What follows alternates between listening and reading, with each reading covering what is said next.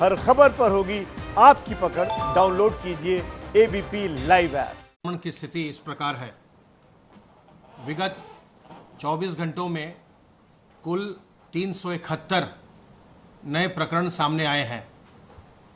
इस समय प्रदेश में एक्टिव इन्फेक्शन के केसेस की कुल संख्या 3553 और जो लोग संक्रमित होने के पश्चात पूर्णतः उपचारित होकर डिस्चार्ज किए जा चुके हैं उनकी संख्या है 5439 अब तक कोरोना वायरस पॉजिटिव 245 लोगों की मृत्यु हुई है। आइसोलेशन वार्ड में इस समय 3579 लोगों को रखा गया है जिनका इलाज चल रहा है और फैसिलिटी क्वारंटाइन में इस समय 7895 लोग हैं जिनका इलाज चल रहा है। उनमें से 78 को ऑक्सीजन सपोर्ट दिया जा रहा है और 6 संक्रमित मरीज इस समय वेंटिलेटर पर हैं। कल प्रदेश में सैंपल टेस्टिंग की संख्या 10,000 पार हो गई।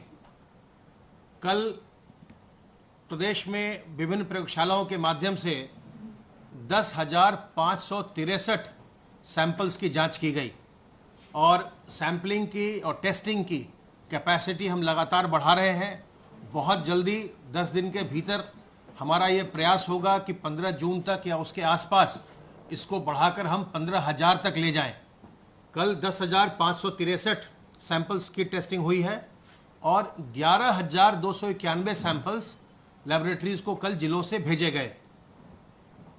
पूल टेस्टिंग में 888 5 सैंपल के पूल लगाए गए जिनमें 146 पूल्स पॉजिटिव आए थे जो 16.44% होता है और 10-10 सैंपल के 99 पूल लगाए गए थे जिसमें से 15 पूल पॉजिटिव निकले थे जो 15.15% है। पूल टेस्टिंग के माध्यम से कुल 5,430 सैंपल्स की जांच की गई। जो हमारे प्रवासी कामगार लौट रहे हैं या अन्य प्रवासी लौट रहे हैं उनकी अभी तक आशाओं के माध्यम से 12,39,380 माइग्रेंट्स की ट्रैकिंग हो गई है और जिसको भी वो सिम्टोमेटिक पा रही हैं उनका सैंपल लेकर के उसकी जांच की जा रही है। अब तक जो प्रवासी लौटे हैं प्रदेश में जिनकी जांच की गई है उनकी संख्या है 80,960 माइग्रेंट्स के सैंपल लेकर के उनकी जांच अभी तक की जा चुकी है और उसमें से 2,583 पॉजिटिव आए हैं। इस प्रकार जो प्रदेश का जो कुल संक्रमण की संख्या है उसके लगभग 28% कंट्रीब्यूशन जो हमारे यहाँ बाहर से प्रवासी आए हैं, प्रवासी कामगार, उनका है। सर्वेलेंस की एक्टिविटी हमारी लगातार चल रही है। अब तक 14,530 एरियाज का सर्वेलेंस किया गया जिसमें 4,104 हॉटस्पॉट और 10,426 नॉन हॉटस्पॉट एरियाज का सर्वेलेंस हुआ है। 1,04,613 टीम दिवस के माध्यम से 80,98,156 हाउस होल्ड का सर्वेलेंस किया गया जिसमें 4,11,54,760 लोग हैं। आपके माध्यम से हम ये बार बार लोगों को बता रहे हैं कि हमें अपने बुजुर्गों को, गर्भवती महिलाओं को जिन्हें पहले से कोई बीमारी हो अर्थात जिनको कोमॉर्बिड लोग हैं, कोमॉर्बिडिटी है, और जो छोटे बच्चे हैं उन्हें हमें बचाना है। उन्हें संक्रमण से हमें हर हालत में दूर रखना है। जो एज डिस्ट्रीब्यूशन है, जो मृत्यु हुई है प्रदेश में पूरे कोरोना वायरस संक्रमण से, इसमें से जो कोमॉर्बिडिटी वाले हैं जिनको पहले से कोई ना कोई बीमारी थी, डायबिटीज या हाइपरटेंशन या किडनी की बीमारी या लिवर की बीमारी, जिनको पहले से कोई बीमारी थी उनका प्रतिशत 83% है, 83%। तो जो लोग कोमॉर्बिडिटी वाले होते हैं उनमें संक्रमण आने पर जटिलता होने की संभावना ज्यादा रहती है। इसी प्रकार अगर हम एज डिस्ट्रीब्यूशन को देखें तो जो 60 साल से अधिक के लोग हैं, जो हमारे बुजुर्ग हैं, जिनका अगर हम इन्फेक्शन में उनका ओवरऑल परसेंटेज देखें कि जो पूरा संक्रमण हुआ उसमें उनका प्रतिशत क्या है, तो उनका प्रतिशत 6% के करीब है पूरे संक्रमण में, संक्रमित लोगों में से। लेकिन अगर हम केवल मृत्यु को देखें तो 32.5% मृत्यु में जो कंट्रीब्यूशन है वो 60 साल से ऊपर के लोगों का है। यानी केवल 6% संक्रमण में, लेकिन मृत्यु में 32.5%। तो जो लोग बुजुर्ग हैं उनमें जटिलता आने की संभावना ज्यादा रहती है, जो कोमॉर्बिड हैं उनमें जटिलता आने की संभावना ज्यादा रहती है। और यह भी हमने देखा है कि जो 51 से 60 वाला एज ग्रुप है इनको भी सावधान रहने की आवश्यकता है। जो 51 से 60 वाला एज ग्रुप है इसका जो कुल संक्रमण में हिस्सा है वो 8.8% है, लेकिन जो मृत्यु हुई है मृत्यु में इनका हिस्सा कुल 31.5% है, 31.5%। तो 51 से 60 वाले जो एज ग्रुप है उनको भी सावधान सतर्क रहना चाहिए। इस बीमारी से घबराने की आवश्यकता नहीं है। अगर आप सावधान रहेंगे, सतर्क रहेंगे तो अपना बचाव आप कर सकते हैं। इस संक्रमण का वर्तमान में इसके लिए कोई वैक्सीन नहीं है, इसकी कोई बिल्कुल ऑथेंटिक दवा नहीं है जिससे कि आप बिल्कुल ठीक हो जाएं।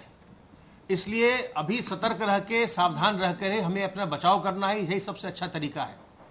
और इसके लिए साबुन पानी से बार बार हाथ धोते रहिए। आप जब भी सार्वजनिक स्थल में जाएं तो अपने मुंह और नाक को ढक कर रखिए, चाहे आप फेस कवर से, मास्क से ढकें, चाहे आप रुमाल से ढकें, चाहे दुपट्टे से ढकें, चाहे गमछे से ढकें, लेकिन मुंह और नाक को सार्वजनिक स्थलों में ढकिए। और जब भी कहीं सार्वजनिक स्थल में जाएं या अपने घर में भी, तो 2 गज की दूरी बनाकर रखिए लोगों से। 2 गज की दूरी बचाव के लिए जरूरी। अगर आप 2 गज की दूरी रखेंगे तो आप संक्रमण से बचे रहेंगे। मुंह और नाक को ढकिए। और इसके अलावे आपका शरीर अगर संक्रमण आपको अगर अटैक भी करता है, आप संक्रमित भी होते हैं, तो आपका शरीर जो है इस संक्रमण से लड़ सके, इसके लिए आपकी प्रतिरोधक क्षमता अच्छी होनी चाहिए। और प्रतिरोधक क्षमता आप बढ़ा सकते हैं तुलसी, अदरक, काली मिर्च का काढ़ा पी करके, आप बढ़ा सकते हैं गिलोय का रस पी करके, आप बढ़ा सकते हैं अजवाइन का अर्क पी के, आप नीम की पत्ती का सेवन करें, गर्म पानी का सेवन करें, योग करिए, प्राणायाम करिए। इससे आपके शरीर की प्रतिरोधक क्षमता बढ़ेगी, जिससे अगर आप संक्रमित भी होते हैं तो आपका शरीर उससे संक्रमण को लड़ सकेगा और आपका बचाव कर सकेगा। तो सावधान रहें, सतर्क रहें। अगर आपको होम क्वारंटाइन में जाने के लिए कहा गया है, होम क्वारंटाइन का पालन करें, अपने दायित्व का निर्वहन करें, खुद को भी बचाएं, दूसरों को भी बचाएं। अगर हम सभी लोग मिलकर के संक्रमण से अपना बचाव करेंगे तो हम एक दूसरे को भी बचाएंगे और खुद को भी बचाएंगे, और संक्रमण की जो श्रृंखला है उसको भी हम तोड़ेंगे। हम सभी लोग मिलकर के, समाज के सभी लोग, सरकार और समाज के सभी लोग मिलकर के हम इस श्रृंखला को तोड़ने में कामयाब होंगे। हमें सावधान रहकर यह कार्य करना है। अब मैं अनुरोध करूंगा अपर मुख्य सचिव गृह से। माननीय मुख्यमंत्री जी ने आज टीम 11 की बैठक की और सर्वप्रथम 8 जून से जो अनलॉक 1 के अंतर्गत विभिन्न निर्णय लिए जाने हैं उस पर आज ही चर्चा उन्होंने की कि किस रूप में छूट यदि दी जाती है तो ऐसी स्थिति में कैसे सोशल डिस्टेंसिंग फॉलो होगा, कैसे किसी भी संक्रमण से बचा जा सकेगा, इसका अध्ययन कर लिया जाए। माननीय मुख्यमंत्री जी ने सभी वरिष्ठ अधिकारियों के निर्देश दिए हैं कि अनलॉक 1 के व्यवस्था के अनुरूप 8 जून से जो धार्मिक स्थल, जो मॉल्स और जो रेस्टोरेंट और होटल्स के खुलने का भारत सरकार की गाइडलाइंस का अभी इंतजार किया जा रहा है, उन गाइडलाइंस के आते ही इनका प्रॉपर अध्ययन करें जिससे कि एक व्यवस्था बनाई जा सके। मुख्यमंत्री जी ने आज चूंकि अनलॉक 1 के बाद बाजारों में लोग आए हैं, खरीदारी बढ़ी है और हर तरफ इकोनॉमिक एक्टिविटी भी बढ़ी है, तो पुलिस की पेट्रोलिंग के लिए भी विशेष रूप से उन्होंने निर्देश देने को दिया है। एक घटना अलीगढ़ में हुई थी जहां LIC के कुछ लोग लूटकर धनराशि ले गए थे। उसका खुलासा 2 दिन के अंदर 48 घंटे में 4-5 जो भी अपराधी थे उनको पकड़ते हुए जो धनराशि थी वो भी 13-14 लाख धनराशि भी जो है वसूल कर ली गई। मुख्यमंत्री जी का कहना है कि जहां भी भीड़ भाड़ के बाजार हैं वहां पुलिस पेट्रोलिंग ऐसी हो कि कोई भी किसी तरह की घटना न हो और 0 टॉलरेंस हो, यानी कहीं भी छोटी मोटी भी कोई लूट की घटना न हो। पुलिस पेट्रोलिंग में सोशल डिस्टेंसिंग भी इंश्योर किया जाए, लोगों को मास्क पहनने के लिए प्रोत्साहित किया जाए और जहां भी लोग अगर उल्लंघन कर रहे हैं तो चालान जरूर करें, लेकिन उसके साथ साथ मास्क भी दें। कई जनपदों में अब ये व्यवस्था है कि जहां मास्क के लिए चालान हो रहा है वहां साथ में मास्क भी 2 मास्क 10 रुपए के लिए दिए जा रहे हैं। PRV 112 को भी पहले से एक्टिवेट किया हुआ है, उसको भी विशेष सतर्कता रखने के लिए और भीड़ भाड़ वाले स्थानों पर, बैंकों के सामने, बड़ी दुकानों के सामने और सेंसिटिव एरियाज के लिए पेट्रोलिंग करने का निर्देश दिया है। क्वारंटाइन सेंटर और कम्युनिटी किचन को और मजबूती से निरीक्षण करने का आज मुख्यमंत्री जी ने निर्देश दिया है। सभी 75 जनपद के सभी क्वारंटाइन सेंटर जो निरीक्षित किए जा रहे हैं, विशेष सचिव स्तर के अधिकारियों द्वारा उनकी रिपोर्ट भी, एक की रिपोर्ट भी देखी जा रही है। सभी विशेष सचिव स्तर के अधिकारियों को कहा गया है कि वो हर हालत में निरीक्षण प्रॉपरली करें और एक प्रॉपर इंस्पेक्शन रिपोर्ट दें। कामगारों और श्रमिकों को 1000 रुपए का भरण पोषण भत्ता अवश्य मिले, ये भी कार्य जो है निर्देशित किया गया है। मुख्य चिकित्सा अधिकारियों को ये निर्देश प्रमुख सचिव की चिकित्सा की तरफ से दिया गया है कि इंफ्रारेड थर्मामीटर और पल्स ऑक्सीमीटर जैसी चीज़ों को अवश्य फील्ड में उपलब्ध कराएं, जिससे कि जो भी व्यक्ति हैं उनको इस चीज़ का जो है, इस इंस्ट्रूमेंट्स का उपलब्धता के अनुसार उपयोग करके पहले ही सर्वेलेंस करके कहीं किसी को दिक्कत है ये जानकारी प्राप्त हो सके और फिर उनका इलाज किया जा सके। मुख्यमंत्री जी ने जनपद में तैनात स्वास्थ्य विभाग के नोडल अधिकारियों को कोविड और नॉन कोविड अस्पतालों का भी निरीक्षण करने का निर्देश दिया है। मुख्यमंत्री जी ने यह भी कहा है कि कहीं भी संक्रमण की अगर चेन है तो उसके लिए जो है पूरी सावधानी बरती जाए, जो कॉन्टैक्ट ट्रेसिंग है उसको प्रॉपरली देखा जाए। और ये भी कहा है कि किसी भी रूप में किसी की भी जो है उपचार अच्छे से अच्छा हो और किसी की भी जान जानी नहीं चाहिए। कोशिश हमारी हर भरसक प्रयास होना चाहिए कि हम हर व्यक्ति का जो भी बीमार हो उसको जो है स्वस्थ करके भेजें और किसी भी रूप में किसी की जो है मृत्यु ना होने पाए। उन्होंने विशेष रूप से गौतम बुद्ध नगर, कानपुर नगर, सहारनपुर, आगरा, अलीगढ़, मुरादाबाद, मेरठ, फिरोजाबाद और बुलंदशहर पर ध्यान देने के लिए कहा है।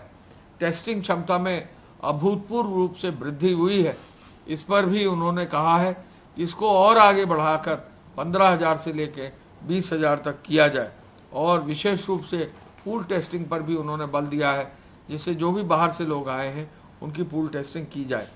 मुख्यमंत्री जी ने आज उत्तर प्रदेश सड़क परिवहन निगम के कार्यों पर संतोष व्यक्त करते हुए उनकी तारीफ की और ये कहा कि जो परिवहन निगम है वो बहुत उसने मेहनत से, परिवहन निगम के सभी अधिकारियों ने, परिवहन निगम के एक एक बस ड्राइवर और चालक ने, परिवहन निगम के हर व्यक्ति ने, इनके सफाई से भी जुड़े हुए लोगों ने महत्वपूर्ण कार्य किए हैं। परिवहन निगम ने इस पूरे अभियान में जो अप्रैल और मई का अभियान है, मार्च से शुरू होकर अलग अलग ओकेजन्स पर जो है परिवहन निगम ने विशेष काम किया है।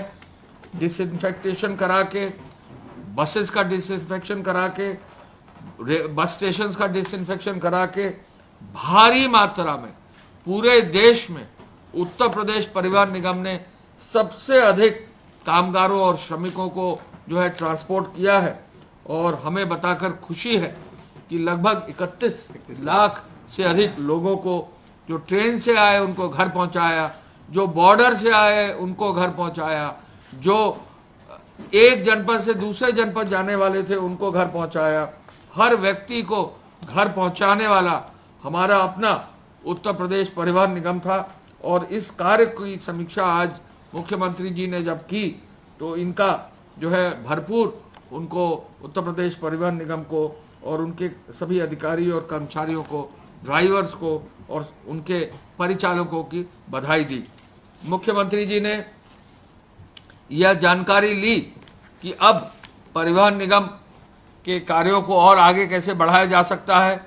आपको मालूम है कि परिवहन निगम के पास लगभग 9 से 10 हजार अपनी बसें हैं और लगभग 2000 अपनी अनुबंधित बसें हैं और कुल मिलाकर लगभग 12,000 बसें परिवहन निगम के अधीन है। 60,000 कर्मचारी हैं। 24 मार्च से शुरू होकर जो इनके काम किए हैं उस काम को देखते हुए निश्चय ही परिवहन निगम आगे कैसे काम करेगा इस ओर विशेष रूप से उन्होंने आज ध्यान दिया है। मुख्यमंत्री जी ने आज जब समीक्षा की तो यह पाया कि पिछले 3 दिन में परिवहन निगम ने जो कार्य किया है उसका विवरण इस प्रकार है। पहले दिन जब परिवहन निगम ने बसें अपनी चलाई हैं, 1 जून से जब इसको क्वारंटाइन का अनलॉक फेज का फर्स्ट फेज शुरू हुआ है तो प्रथम दिन 2200 बसें चलाई थी, द्वितीय दिन 3100 बसें चलाई थी और तृतीय दिन जो है 3700 बसें चलाई हैं। पहले दिन जब 2200 बसें चलाई तो 52,000 यात्रियों को एक स्थान से दूसरे स्थान ले गए। दूसरे दिन जब 3100 बसें चलाई हैं तो 68,000 यात्रियों को ले गए। और ये बताकर खुशी है कि तीसरे ही दिन 1,10,000 से अधिक लोगों को 3700 बसों से जो है एक स्थान से दूसरे स्थान ले जाया गया है। जो परिवहन निगम का कार्य है वो इस ओर भी महत्वपूर्ण है कि जो हमारे बॉर्डर के राज्य हैं, उत्तराखंड, मध्य प्रदेश, राजस्थान, हरियाणा, बिहार और छत्तीसगढ़, सभी के फंसे हुए लोगों को लाने और ले जाने का कार्य किया है। लोगों को जानकारी नहीं है लेकिन नवोदय विद्यालय की बहुत सारे छात्र अपने प्रदेश में अन्य प्रदेशों के आए हुए थे, उनको भी परिवहन निगम ने अपने गृह प्रदेश भेजने में व्यवस्था की। महाराष्ट्र और गुजरात से बच्चे हमारे अपने अपने प्रदेश में, शाहजहांपुर में, श्रावस्ती में, अन्य जनपदों में अपने नवोदय विद्यालय में आए हुए थे। छात्रों के लिए विशेष रूप से कोटा के छात्रों के लिए बसों ने व्यवस्था की। उत्तर प्रदेश परिवहन निगम ने जो प्रयागराज के बच्चे थे उनकी व्यवस्था की, अलीगढ़ से जो बच्चे थे उनकी व्यवस्था की, कानपुर से जो बच्चे थे उनकी व्यवस्था की। हर ओर जहां भी छात्रों को आवश्यकता पड़ी तो परिवहन निगम ने अपना कार्य किया है। जनसेवा की भावना से जो ये प्रशंसनीय कार्य हुआ है इसके बारे में हम बताना चाहेंगे कि बस स्टेशनों को प्रत्येक 6 घंटे में सैनिटाइज किया जा रहा है। कार्यालयों में जो है विशेष रूप से काम किया जा रहा है। बसों के नियमित सैनिटाइजेशन, चालकों और परिचालकों के ग्लव्स, मास्क पहनकर ड्यूटी करने पर विशेष बल दिया जा रहा है और यात्रियों की थर्मल स्कैनिंग और बस स्टेशन पर यात्रा के दौरान हैंड सैनिटाइजेशन की भी व्यवस्था राज्य परिवहन निगम खुद अपने खर्चे पर कर रहा है। हम ये भी बताना चाहेंगे कि लखनऊ क्षेत्र, सहारनपुर क्षेत्र, गाजियाबाद क्षेत्र, अलीगढ़ क्षेत्र, झांसी क्षेत्र, गोरखपुर क्षेत्र, वाराणसी क्षेत्र, आजमगढ़ और प्रयागराज क्षेत्र का योगदान विशेष रूप से अच्छा रहा है। राकेश कुमार सिंह हमारे यहाँ यातायात अधीक्षक हैं मुख्यालय में। इन्होंने मार्ग पर अनवरत मौजूद रहकर पैदल चल रहे हजार श्रमिकों को जो है देख रेख में अपनी बसों पर बैठाया है और उनको घर पहुंचाने की व्यवस्था की है। इसी प्रकार जम्मू से साइकिल से लखनऊ आए बिहार के 22 प्रवासियों को श्री कमलाकर यातायात अधीक्षक द्वारा बस में बैठाकर उनको बिहार रवाना करने की कार्रवाई की गई है।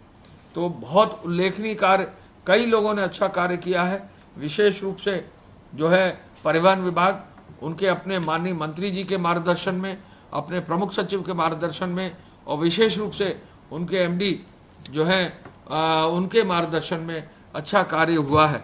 आज हम ये भी आपको बताना चाहेंगे कि जो हमारा ट्रेनों का आवागमन है, अब तक कुल 1617 ट्रेनें हमारे यहाँ आ चुकी हैं। आज जो है 5 ट्रेनें हमारे प्रदेश में आएंगी। केरल से आएगी, चंडीगढ़ से आएगी, उत्तराखंड से, पश्चिम बंगाल से और कर्नाटक से हमारी 5 ट्रेनें आने वाली हैं। आपको ये भी जानकारी होगी कि अब दक्षिण से दूरस्थ, सबसे दूरस्थ स्थान से भी हम अपने श्रमिकों और कामगारों को अपने घर लाने में सफल हुए हैं। केरल ने राज्य ने जितनी ट्रेन मांगी, उत्तर प्रदेश राज्य ने वहाँ व्यवस्था करके वहाँ से अपने श्रमिकों को, अपने कामगारों को अपने घर लाए हैं। अब जो स्थिति है 1617 में, उसमें हम ये जरूर बताना चाहेंगे कि गोरखपुर में अब तक 274 ट्रेनें जो है आ चुकी हैं, जो सबसे अधिक मात्रा में ट्रेन किसी एक जनपद में आई हैं।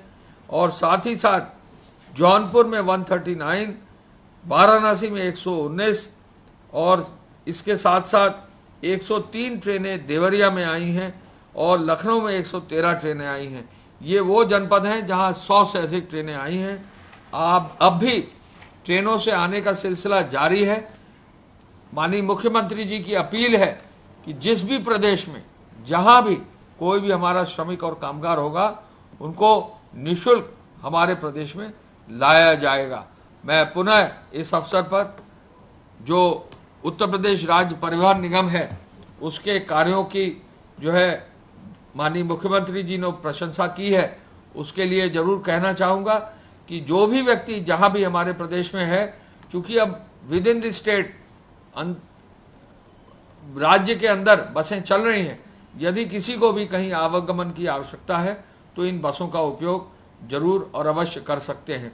राज्य में आज टैक्सी की व्यवस्था और जो कैब की व्यवस्था भी कर दी गई है, तो ऐसे में अब किसी भी व्यक्ति को प्रदेश में अंदर आने और जाने में किसी तरह की दिक्कत होनी नहीं चाहिए। केवल उनको ध्यान ये रखना होगा कि जब भी वो गाड़ी में बैठे, बस में बैठे, सैनिटाइज पूरा कराएं, सैनिटाइजर्स का यूज करें, मास्क का यूज करें, एक निर्धारित जहां सीट है उससे अधिक ना बैठें और किसी भी रूप में जब भी ट्रैवल करें तो ऐसी कोई व्यवस्था ना हो कि सोशल डिस्टेंसिंग का जो है पालन ना हो सके। भीड़ कहीं एक स्थान पर न लगाए, अपने समय का वेट करके जो है बसों में चढ़ने के लिए, बस स्टेशन में जाने के लिए जरूर अपना दूरी बनाए रखें। धन्यवाद। जय हिंद। ये है एबीपी न्यूज, आपको रखे आगे।